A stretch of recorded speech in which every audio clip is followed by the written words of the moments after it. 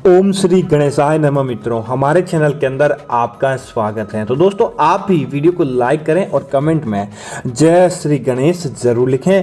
गणपति के दरबार में आपकी हाजिरी लग जाए। दोस्तों, गणपति का त्योहार चल रहा है। 10 दिवस का संपूर्ण त्योहार है। गणेश चतुर्थी से इसका आरंभ होता है और दोस्तों यह बहुत ही खास दिन है।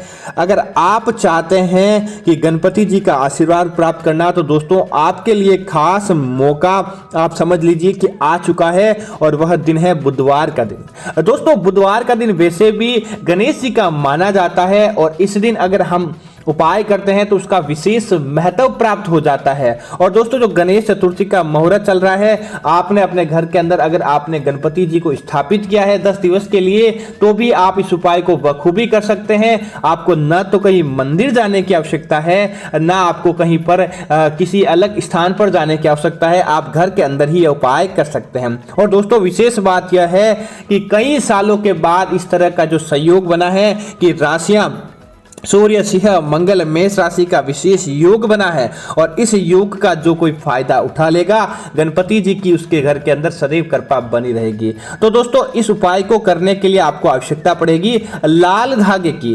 दोस्तों, लाल धागा जो कि गणेश जी की कई लोग जनेऊ के अंदर भी बांधकर लगाते हैं, क्योंकि सूती धागा होता है। कई लोग इसको अपने हाथ के अंदर धारण करते हैं ताकि इसका चमत्कारी प्रभाव आपको देखने को मिले। और दोस्तों, आप भी चाहते हैं कि इस बुधवार के दिन गणपति जी की कृपा से आपका काम बन जाए, तो आपको इस लाल धागे का उपाय जरूर करना चाहिए ताकि आपके घर के अंदर भगवान गणपति जी की वजह से खुशियां देखने को मिले। आपके घर के अंदर कभी किसी प्रकार की कोई समस्या ना हो और इस उपाय को करने वाला अपने जीवन के अंदर तरक्की करें। तो दोस्तों, आप क्या करें कि 1.25 मीटर आपको लाल धागा ले लेना है। इस बात का आपको ध्यान रखना है।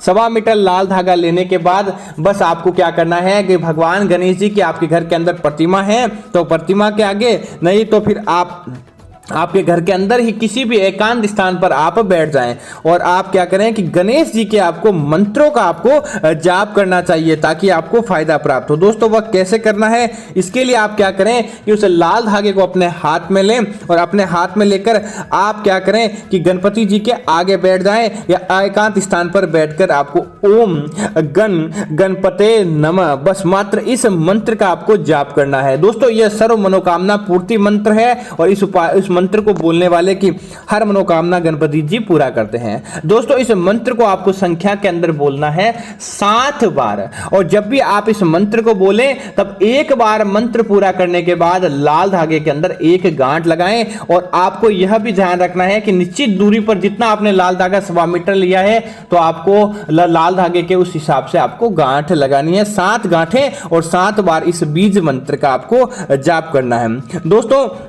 इस बीज मंत्र का जाप करने के बाद आप क्या करें कि भगवान गणपति जी के आगे उस लाल धागे को रखें। इसके बाद आप जप करते हुए गणपति जी को गुड़, लौंग, इलायची, पतासा, तांबुल, सुपारी ऐसी चीजें आपके पास होनी चाहिए और जब भी आप मंत्र का जाप करें तब आप गणपति जी को इनमें से एक चीज का एक बार में भोग लगाएं।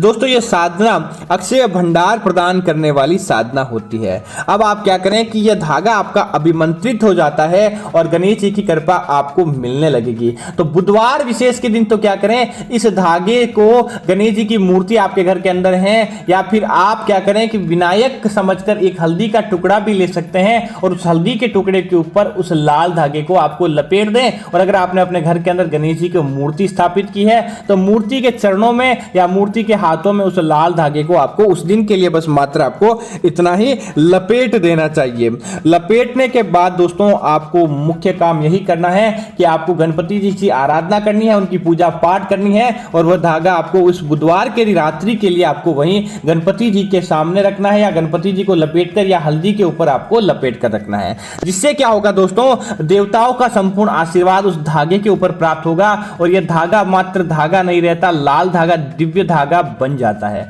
लाल आपको ध्यान रखना चाहिए कि कपास का या फिर रेशमी धागे का आपको प्रयोग करना है, चटक लाल रंग के धागे का। होगा। अब दोस्तों आप क्या करें, आपके परिवार की जो भी सदस्य है, आप चाहते हैं कि वह किसी कार्य के अंदर कभी भी पीछे नहीं रहे, उनको हर कार्य के अंदर सफलता प्राप्त हो, तो बुधवार के अगले दिन आप किसी भी दिन जब आपका मन हो, अच्छा शुभ मुहूर्त देख के उस लाल धागे को आप क्या करें कि परिवार के कोई भी सदस्य इसको धारण कर सकता है, इसमें कोई बड़ी बात नहीं है। तो इस लाल धागे को आप काट कर, लेकिन ध्यान यह रखें कि जो आपने गांठ लगाई है वह गांठ नहीं कटे, और चाहे तो पूरा 1.25 मीटर धागा भी अपने हाथ के अंदर, हाँ आप कोई लोग ये कमेंट करेंगे कि कौन से हाथ के अंदर, तो जिस हाथ से आप खाना खाते हैं उस हाथ से, चाहे आप कोई भी, मतलब कि ऐसा नहीं है कि आपको बाएं या दाएं से, जिस हाथ से आप खाना खाते हैं, क्योंकि दोस्तों वह हाथ हमारा एक्टिव हाथ माना जाता है और उस हाथ से हमें कई प्रकार की ऊर्जाएं प्राप्त होती है और उस हाथ से हम कई प्रकार के कार्य करते हैं, क्योंकि आदमी जिस हाथ से खाना खाता है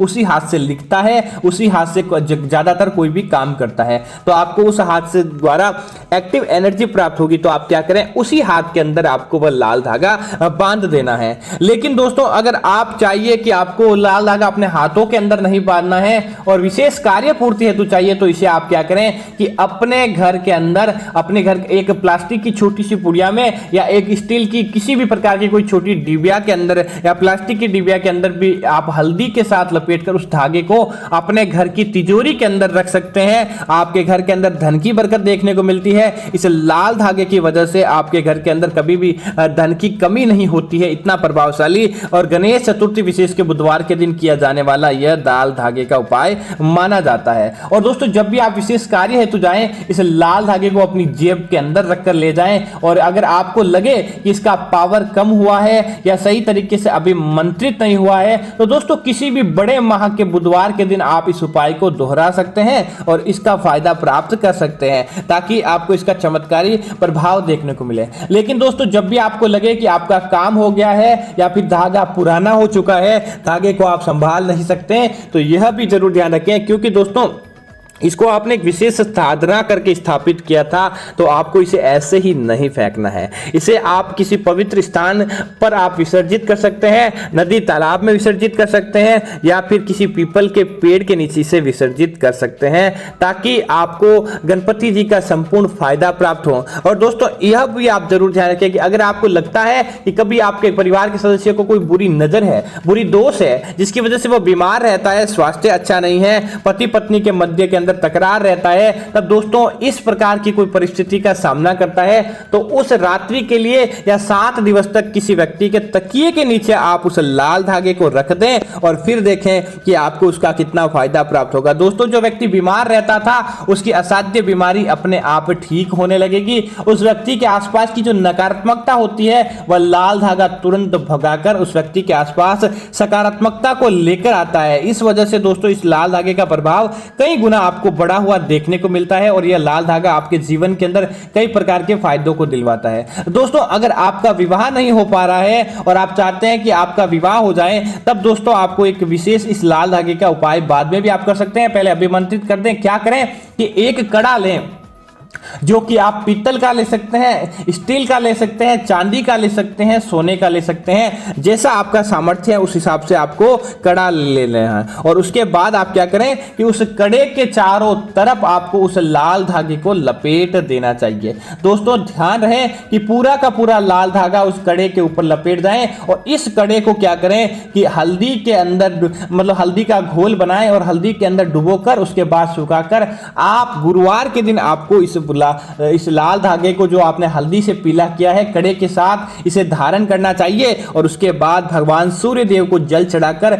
विवाह रूपी प्रार्थना करनी चाहिए और भगवान गणेश जी को बोलना चाहिए कि आप मेरे घर के अंदर शुभ कार्य कराएं। सबसे पहला न्योता आपको मिलेगा, अर्थात कि क्योंकि दोस्तों वैसे भी कोई भी प्रकार का कोई शुभ काम होता है और विघ्न हरण करने के लिए, विघ्न को समाप्त करने के लिए और मंगल कार्य को अच्छा करने के लिए भगवान गणेश जी को आमंत्रित आमंत्रित किया जाता है, इसलिए इनको विघ्नहर्ता कहा जाता है। अर्थात कि पहले मेहमान गणेश जी घर के अंदर आ गए तो घर के अंदर किसी प्रकार का कोई विघ्न नहीं होता है। इसी वजह से इनकी मनोकामना करना, इनकी पूजा पाठ करना आपको कई प्रकार से फायदा दिलवा देगा। तो दोस्तों उम्मीद है कि गणेश जी से जुड़ी यह जानकारी आपको अच्छी लगी होगी। ऐसी अन्य आप जानकारियां देखना चाहते हैं तो हमारे चैनल को सब्सक्राइब करें और कमेंट के अंदर ओम गणेशाय नमः, ओम गणपते नमः या गणेश जी के जो भी विशेष मंत्र आप जानते हो कमेंट के माध्यम से आप गणेश जी के उन मंत्रों को बताएं। और दोस्तों इस गणेश चतुर्थी स्थापना के दिवस के अंदर जितना ज्यादा हो सके गरीब व्यक्तियों को भोजन का दान करें, अन्न का दान करें, कपड़ों का दान करें, ताकि उनका फायदा आपके जीवन के अंदर देखने को मिले।